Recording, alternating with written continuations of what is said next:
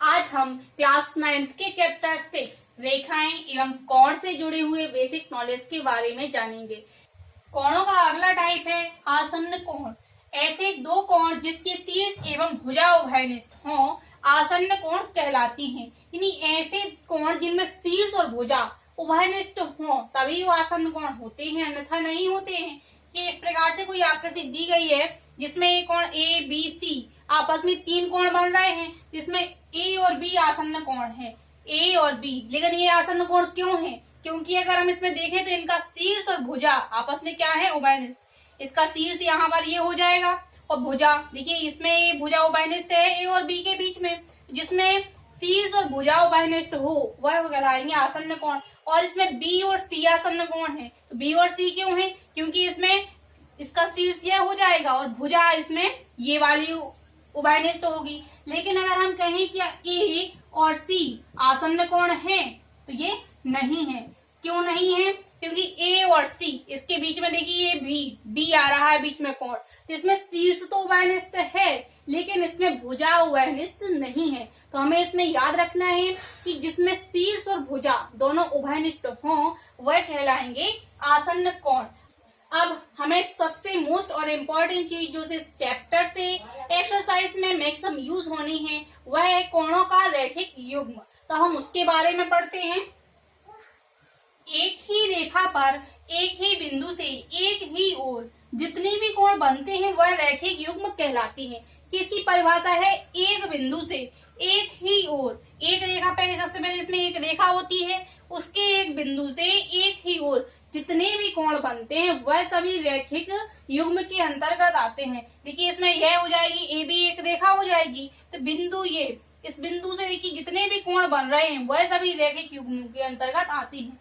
इस प्रकार देखिए एक्स एक कोण इसमें एक्स बन रहा है, दूसरा बन रहा है वाई और तीसरा बन रहा है जेड। और हम जानते हैं सभी रैखिक युग्म का योग होता है 180 डिग्री। तो इसमें इन तीनों कोणों का योग हो जाएगा 180 डिग्री। यह होता है रैखिक युग्म। अगर हम इसी में एक और कोई कोण इस प्रकार से कोई एक आकृति लें, इसमें तीन कोण बन रहे हैं, यहाँ पर एक एल हो जाएगा, ये एम हो जाएगा, एन हो जाएगा और ये कर लें कोई क्यू, ये एक रेखा हो जाएगी। इसके अंतर्गत अगर हम कहें ये इतने कोण बनते हैं तो एक रेखा पर वो एक ही और एक ही बिंदु से बन रहे हैं, इसमें L plus M plus N plus Q equal हो जाएगा 180 डिग्री। तो हमें याद रखना है इसमें एक रेखा के एक बिंदु से एक ही ओर जितने भी कोण बने उन सभी कोणों का योग हमेशा 180 डिग्री ही होगा। कोणों का अगला प्रकार है शीर्षाभिमुख कोण। तो इसमें सबसे पहली बात तो ये आती है कि शीर्षाभिमुख कोण कब बनते हैं? तो जब दो रेखाएं एक दूसरे को प्रतिच्छेद करती हैं तब शीर्षाभिमुख कोण बनते हैं। शीर्षाभिमुख कोण को ही विपरीत कोण भी कहा जाता है। जैसा कि इसका नाम ही है विपरीत कोण, यानी जो एक दूसरे के विपरीत बने कोण वह कहलाएंगे शीर्षाभिमुख कोण। जैसे एक दो रेखाएं प्रतिच्छेद कर रही हैं तो ये कोण इधर बनेगा और इसके जस्ट विपरीत यहाँ बनेगा एक कोण। यहाँ अगर हमने एक्स और यहाँ वाई तो ये कोण बन रहा है इस दिशा में और ये कोण बन रहा है इस दिशा में। तो ये बिल्कुल जस्ट एक दूसरे के अपोजिट है, यानी एक दूसरे के ये विपरीत है। तो इसमें एक्स और वाई यह हो जाएंगे शीर्षाभिमुख कोण।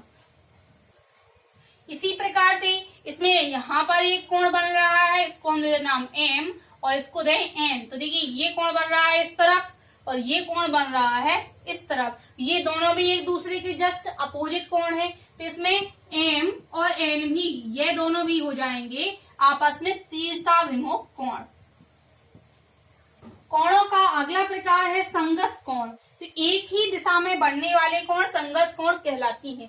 इस प्रकार से हमने एक आकृति ली है जिसमें दो रेखाएं हैं एम और एन, ये समांतर रेखाएं हैं एम और एन। इसमें कोई एक एल रेखा इसको प्रतिच्छेद करती है, ये क्रमशः इस पर बढ़ने वाले कोण दिए गए हैं। अब इसकी परिभाषा अनुसार एक ही दिशा में, यानी उसकी दिशा होनी चाहिए एक, और उसमें बढ़ने वाले जो कोण होते हैं एक ही दिशा में वह कहलाएंगे संगत कोण। क्योंकि इसमें अगर हम देखें तो एक ही दिशा में कोण अगर 1 को देखें तो इस दिशा में बन रहा है और कोण 5 भी इसी दिशा में बन रहा है। इन दोनों की दिशा एक ही है और परिभाषा ये एक ही दिशा में बढ़ने वाले जो भी कोण होंगे वह संगत कोण कहलाएंगे। इसमें कोण 1 और कोण 5, यह हो जाएंगे संगत कोण 1 और 5, ये संगत कोण हो जाएंगे। साथ ही परिभाषा होती है यदि दो रेखाएं समांतर हों तब संगत कोण आपस में बराबर होते हैं। तो यहाँ से कोण 1 बराबर हो जाएगा कोण 5। इसी प्रकार से कोण 2 बराबर हो जाएगा कोण 6, क्योंकि ये भी कोण 2 इस दिशा में बन रहा है, कोण 6 यह भी इसी दिशा में बन रहा है, तो कोण 2 इक्वल हो जाएगा कोण 6। इसी प्रकार अगर हम इसमें देखें तो कोण 3 और कोण 7, कोण 3 कोण 7 की दिशा भी यह है, ये भी आपस में बराबर हो जाएंगे, कोण 3 बराबर कोण 7। एवं इसमें लास्ट बचा हुआ है कोण 4, इसकी दिशा यह है, और कोण 8 इसकी दिशा यह है, इसमें कोण 4 बराबर हो जाएगा कोण 8। तो हमें इसमें याद रखना है यदि रेखाएं समांतर हों तो वे संगत कोण हमेशा आपस में बराबर ही होते हैं, और साथ में वो एक ही दिशा में बनते हैं संगत कोण। उसका मानिए संगत, नाम उसका संगत, यानी वो एक ही दिशा में साथ चलें तो वह कहलाएंगे हमारे यहाँ पर संगत कोण। 1 और 5 यह संगत कोण, 2 और 6 ये भी संगत कोण हो जाएंगे, 3 और 7 संगत कोण हो जाएंगे, और 4 और 8 संगत कोण हो जाएंगे। लेकिन क्या इसमें कोण 3 और कोण 5 यह संगत कोण है? नहीं है। क्यों नहीं है? कोण 3 की दिशा यह है और कोण 5 की दिशा क्या है? ऊपर की तरफ है रेखा की, यह एक दूसरे के जस्ट विपरीत हो जाएंगे, यह संगत कोण नहीं होंगे। तो संगत कोण में दिशा एक सी ही होती है तभी वह संगत कोण कहलाते हैं। और ये बराबर क्यों है? तो ये हमें ध्यान रखना है कि संगत कोण हमेशा बराबर नहीं होते हैं, वह केवल तभी बराबर होते हैं जब रेखाएं समांतर हों। यहाँ पर m समांतर n दिया हुआ है, यानी जब रेखाएं समांतर है तभी ये संगत कोण इसके समान हैं। कोणों का अगला प्रकार है एकांतर अंतः कोण। तो इसका नाम है एकांतर अंतः कोण, जिसमें एक का अंतर हो, और अंतः यानी अंदर की ओर बढ़ने वाले कोण। इसमें कहा गया है अंदर की ओर एक दूसरे के विपरीत बढ़ने वाले कोण एकांतर अंतः कोण कहलाते हैं। इसमें अंदर की ओर बने तो देखिए दो रेखाएं हैं, ये कोण का अपन जब एम समांतर हो एन की, यानी दो रेखाएं जब एक दूसरे के समांतर हैं तब जो कोण बनने हैं उनको किस प्रकार से हम एकांतर अंतः कोण के अंतर्गत रखेंगे? तो अंदर की ओर। तो अंदर की ओर तो हमारे यहाँ कोण 3, 4, कोण 5 और कोण 6 ही बन रहे हैं केवल। अब दूसरी बात कही गई है इसमें एक दूसरे के विपरीत, यानी अगर एक बैठा है इस तरफ तो दूसरा बैठा हो इस तरफ, यानी जस्ट वह एक दूसरे के अपोजिट बैठे हों। ऐसा नहीं है कि एक इधर है और दूसरा यहाँ बैठा है, ऐसा नहीं होगा।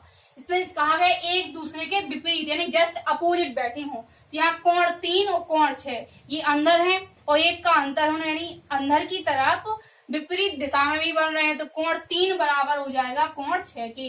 और एक अंतर कोण बराबर कब है? जब दो रेखाएं आपस में समांतर हैं। इसी प्रकार से कोण 4 बराबर हो जाएगा कोण 5, क्योंकि यहाँ पर यह है कोण 4, यहाँ है कोण 5, यह एक दूसरे के विपरीत बन रहे हैं। फिर एकांतर बाह्य कोण, तो जिस प्रकार से अंतः कोण होते हैं तो वह एक दूसरे के विपरीत होते हैं, अंतः यानी अंदर की तरफ बनते हैं, और यहाँ कहा गया है बाह्य कोण, जिसमें एक का अंतर यानी एकांतर हो और वह बाह्य की यानी बाहर की तरफ बढ़े तो वह कहलाएंगे बाह्य कोण। इसमें यह भी एक दूसरे के विपरीत ही बनते हैं, तो कोण 1 बराबर हो जाएगा कोण 8। क्यों? क्योंकि इसे बाहर की तरफ बन रहा है कोण 1, 2, 7 और 8 यही बन रहे हैं बाहर की तरफ, तो कोण 1 बराबर हो जाएगा कोण 8। क्यों? क्योंकि यह रेखा के इस तरफ बैठा है, दूसरा इस तरफ बैठा है। और कोण 2 बराबर हो जाएगा कोण 7, क्योंकि यह भी एक दूसरे के विपरीत है और बाह्य कोण है। इसमें अगला कोण है सह अंतः कोण। तो प्रतिच्छेदी रेखा के एक ही तरफ बढ़ने वाले कोण सह अंतः कोण के अंतर्गत आते हैं।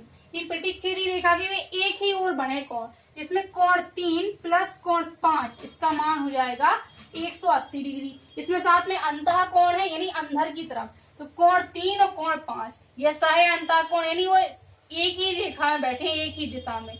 यह है कोण 3 यहाँ पर, ये है कोण 5, तो इन दोनों का योग हो जाएगा 180 डिग्री। एवं कोण 4 और कोण 6 यह भी एक दिशा में बैठे हैं, तो कोण 4 और कोण 6 इसका मान भी हो जाएगा 180 डिग्री। इस प्रकार से आज हमने रेखाओं एवं कोण से जुड़ी हुई महत्वपूर्ण जानकारी को जाना है। अब हम इससे जुड़ी हुई कुछ महत्वपूर्ण प्रमेय और उनके उदाहरण को देखेंगे नेक्स्ट वीडियो में।